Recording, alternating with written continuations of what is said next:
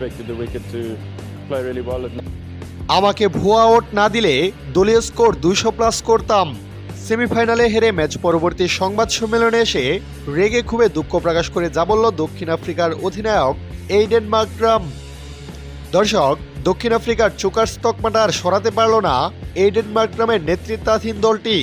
বরাবরই আইসিসির বড় বড় ইভেন্টে এসে সেমিফাইনালে গিয়ে হেরে বিদায় নিতে হয় প্রোটিয়াদের। এবারও তার ব্যতিক্রম নয়। আজ নিউজিল্যান্ডের বিপক্ষে বিশ্বকাপের সেমিফাইনালে গুহারা হেরে বিদায় নেয় দক্ষিণ আফ্রিকা।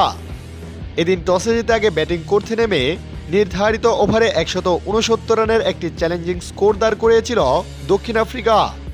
লক্ষ্য তারা করতে নেমে নিউজিল্যান্ডের ব্যাটাররা রীতিমতো তাণ্ডব চালায় প্রোটিয়া বোলারদের উপর। কোনো পাত্তাই পায়নি দক্ষিণ আফ্রিকার বোলাররা। একাই এক বিধ্বংসী সেঞ্চুরি হাঁকান ফিন এলেন। এতে 7 ওভার হাতে রেখেই অনায়াসে জয় তুলে নেয় কিউইরা। এই হারে আরও একবার বড় আসরের শেষ ধাপ থেকে স্বপ্ন ভঙ্গ হল দক্ষিণ আফ্রিকার। এদিকে ম্যাচ পরবর্তী সংবাদ সম্মেলনে হারের হতাশার চেয়ে আম্পায়ারিং নিয়ে বেশি ক্ষুব্ধ দেখালো প্রোটিয়া অধিনায়ক এইডেন মার্করামকে।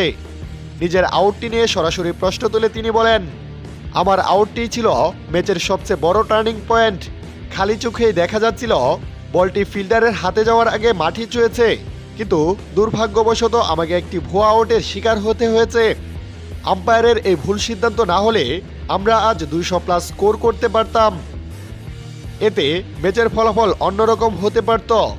ক্রিকেট বিশ্বে দক্ষিণ আফ্রিকার গায়ে লেগে থাকা চোকার্স তকমাটা মোছার সুবর্ণ সুযোগ ছিল এবার। কিন্তু সেমিফাইনালে আবারও এসে নিউজিল্যান্ডের কাছে এভাবে গুহারা হেরে বিদায় নেওয়াটা সমর্থকদের জন্য চরম হতাশাজনক।